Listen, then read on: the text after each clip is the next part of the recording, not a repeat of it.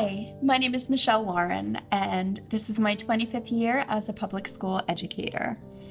I'm privileged to be here to share my insights and the knowledge that I've gained, experiences that I've had as both a teacher and a school counselor for the past 25 years. As an educator, my role is to reach all students, to support them with care and empathy, and to feel confidently equipped to teach them, whether they're students who come from wonderful backgrounds, who have grown up with resources and many family experiences, but also those children who come from more of an unhappy background, who might be struggling if they've had difficult upbringings or have experienced some type of trauma in their life. In order to achieve to their fullest potential, students need to be able to successfully maintain a balance between the academic demands of the curriculum, but also what they're going through personally, any traumatic experiences that they might have had or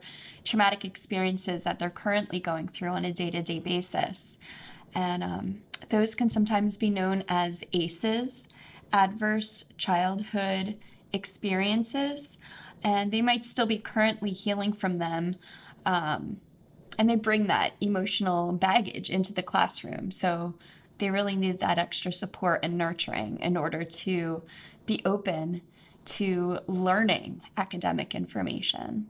Some background on myself. I am a public school educator. This is my 25th year. I began as a teacher. I graduated from University of Delaware in 2000, and I had a double teaching certificate in both elementary education and also special education. And I began my professional career as a special education teacher. And it was during those 7 years of teaching special education that I realized that the most important lesson that I learned is that in order to make any type of meaningful impact on the children, you need to meet them where they are ready to learn. Their social, emotional, mental health needs, they all need to be met first. And I mean, even thinking about it, it wouldn't really be fair to ask a child who's wondering where their next meal will come from, or when they'll see their mom and dad again, because maybe the night before they were taken from their homes because their parents are addicted, or have overdosed, or might be abusing them. And it wouldn't be fair to ask them to concentrate on difficult math equations or something that maybe somebody else who comes from a good background would be able to just openly be ready to learn. To be more specific, students' basic needs, their mental health needs, they all need to be supported first before we can expect great outcomes. And unfortunately, sometimes these basic needs might not be met because of the trauma that they're going through. I learned as an educator that it's about teaching academics, but I also have to support them with a loving classroom that feels trustworthy. It's like a home away from home, where they feel safe, cared for, and unconditionally believed in. It's great to connect with the students, to make eye contact with them, to give them a high five or a fist bump, or even just acknowledge them when they come through the classroom door with a nod or a smile. So while I was teaching, I went back to graduate school. I went to Kutztown University just to further my studies on how I could reach all children in need. And I earned 2 master's degrees in counseling. The counseling education that I received in those years it was absolutely instrumental to how I've been an educator for the last 18 years since then. As a school counselor now, I've worked with children in kindergarten all the way up through 6th grade. Now I'm going to share some information about basic childhood trauma. So basic childhood trauma, as I said, can also be known as ACEs, which are adverse childhood experiences. And they can stem from many types and many levels of trauma that children have had, and they all intertwine with each other. There is social trauma, when students feel like they don't belong or like they're being bullied on social media or feels different from everybody, where they just feel ostracized. And going into learning, having that low self-esteem can really impact them on how well they'll be able to be open to learning new material. There's emotional trauma. Some examples of emotional trauma could be their parents telling them that they don't love them. It could be students feeling constantly ignored in their homes. They could be dealing with trauma in the effects of grief. Maybe their dog died the day before, or they just recently lost a relative or a family member from illness or from a car accident. Nobody knows what kind of trauma kids experience, and oftentimes they're trying desperately to manage that on a day-to-day basis, where we educators just feel like we have a job to do, where we go in and we teach them. But we have to teach them more than just the academic skills. We need to really teach them how to persevere and be resilient through all of this. They could be experiencing physical trauma.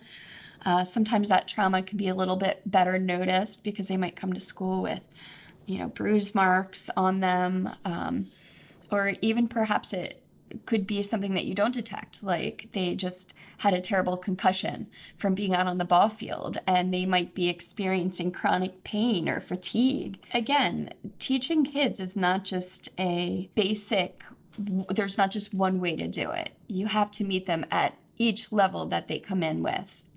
From school, from their personal experiences, from home, I mean. During my experience as an educator, probably the most intense type of trauma, and the type of trauma which is most easily hidden, is the basic needs trauma. Basic needs trauma is well hidden many times because of family pride, or because parents might teach their kids, don't talk about it. This is personal. Cover it up.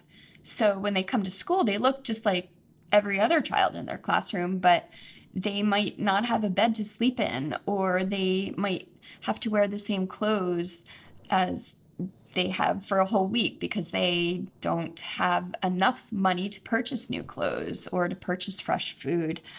To eat. They might be hungry coming in. Which brings me to something that I cherish as an educator, both as a teacher and a school counselor, and that is Maslow's hierarchy of needs. Maslow's hierarchy of needs is an educational theory that was created by Abraham Maslow. It was based on his extensive research of children who grow up in loving homes filled with many resources, who have great backgrounds, and also versus those who learn in a school environment but come from troubled backgrounds or who have experienced trauma. What Maslow focused on is the realization and the theory that students' basic human needs and their mental health needs must be met before they are able to focus on rigorous academic curriculum. You can see here on this graphic of Maslow's hierarchy that down at the bottom, their physiological needs must be met most importantly. And those are examples of having food and water at home, having clean clothing, having enough sleep at night. And then you'll see the next level up.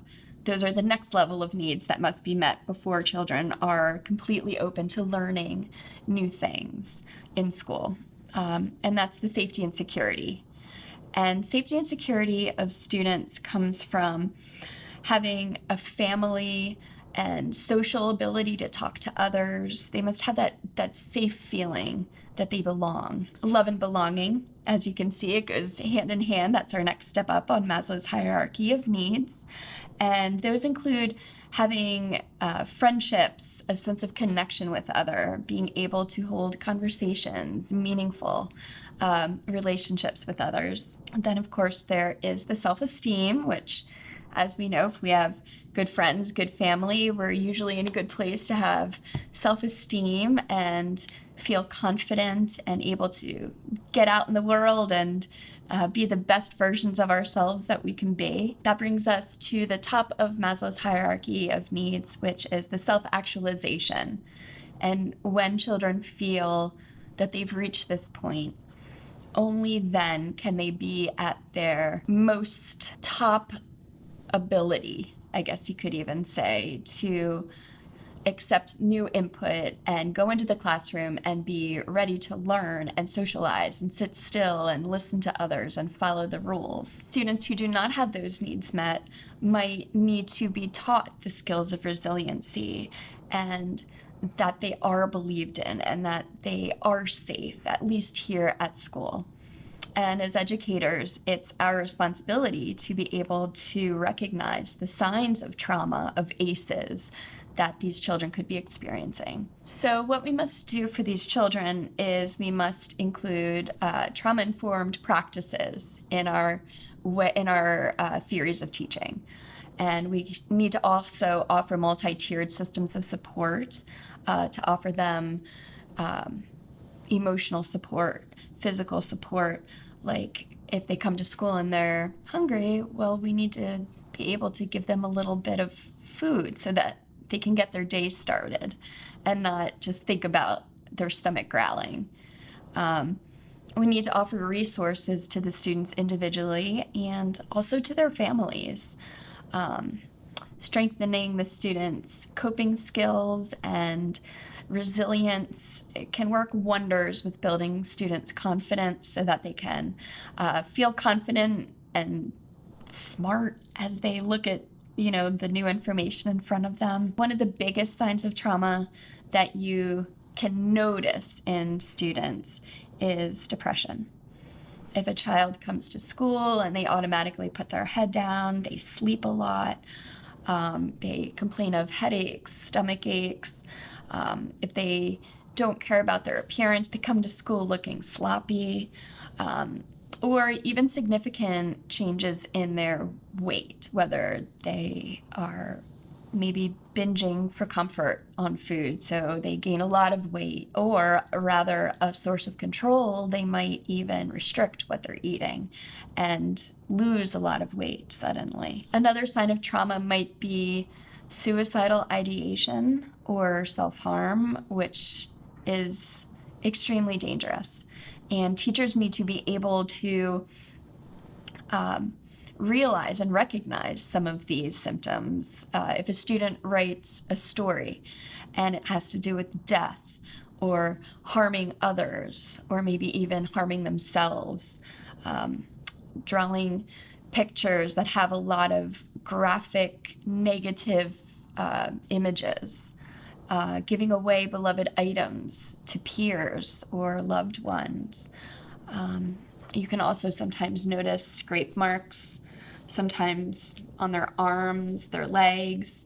Scrape marks can be anywhere if they're cutting, but most generally you can notice them usually on their arms or upper thighs if they're wearing shorts. And these can all be warning signs of kids in trauma, of kids experiencing ACEs and who are desperately in crisis. And when educators notice these symptoms of trauma, we need to be able to promote the personal protective factors and help them to cope and embrace their inner strength and be better equipped to persevere through these traumas that they have either faced in the past or that they're currently facing on a day-to-day basis. We want to offer a supportive classroom where they know that they can come to us, they can trust us, and we'll show them love and support, where we are open to hearing what they have to say, where we have an open door policy. And we need to also be knowledgeable about local resources and public resources that we can offer to the students' families to help them help their child in distress. There is often monetary funding through schools, school programs, scholarships, or local food banks. Salvation Army has many wonderful programs, or even churches and other religious establishments offer programs that can help kids and families who have monetary difficulty or might be going through some sort of crisis. The schools themselves can offer wonderful resources as well, from staffing enough school personnel like school counselors, school psychologists, nurses, caseworkers, and again, ensuring that they all have an open door policy where they are easily accessible, that children feel comfortable going to, and having that relationship with those experts in the school setting, that they just feel like they can openly talk to them about what's going on in their lives. School districts must offer programming to address issues such as anger management, behavior management, anxiety, self-esteem, because often those are hindered through traumas, through ACEs. And there are prevalent hurdles for most students who are suffering from trauma. School counselors and school psychologists, nurses, other school personnel who are experts in that field need to be prepared with resource lists to give to families to help them support their mental health. Schools often seek donations from outside community resources, people to donate book bags, lunch boxes, notebooks, folders, things that maybe are just the day-to-day items for school that parents might not have enough money to replace if they get ripped or worn or broken. Scholarships might be offered again to less fortunate families to go on to higher education. And some additional examples of resources include children and youth case management, or outside counseling agencies that offer mental health counseling,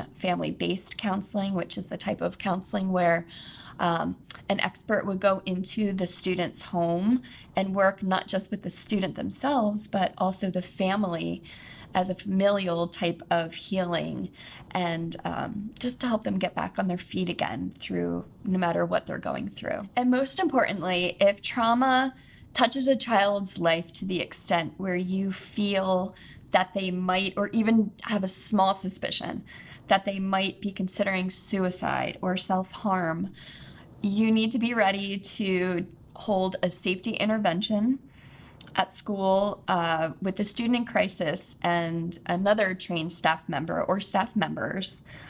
Call the parents in for a meeting immediately and offer them a list of local facilities where they could take their child if their child is in immediate crisis of harming themselves or of harming others. Many times students who have experienced trauma might have ideations of hurting the people who caused the trauma, and you need to be able to block that and help them come to a place where they are safe back in the regular community in their home. You should also be ready at any moment to give their parents the number to the National Suicide Prevention Lifeline. It is 1-800-273-8255. And this is the number that parents or the students themselves can connect with experts to assist them through any crisis moments. You can also give parents the number to the National Center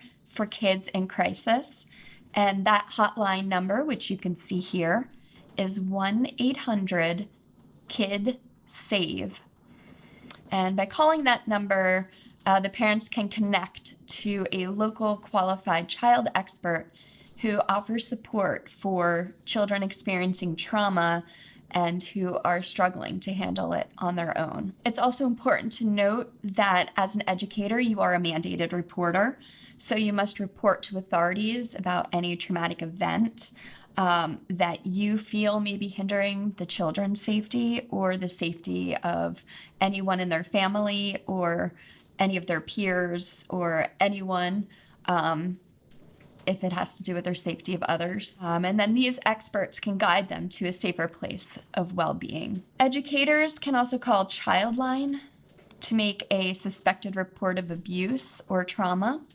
And that number is 1-800-932-0313. The bottom line is that being an educator is astronomically more than just teaching kids the curriculum. And if there's one thing that I hope that you've gained from this presentation, it's that after 25 years as an educator, I have learned firsthand that all children need to be met where they are, to feel safe, to feel cared for, to feel loved, and to have their basic needs and their mental health needs met.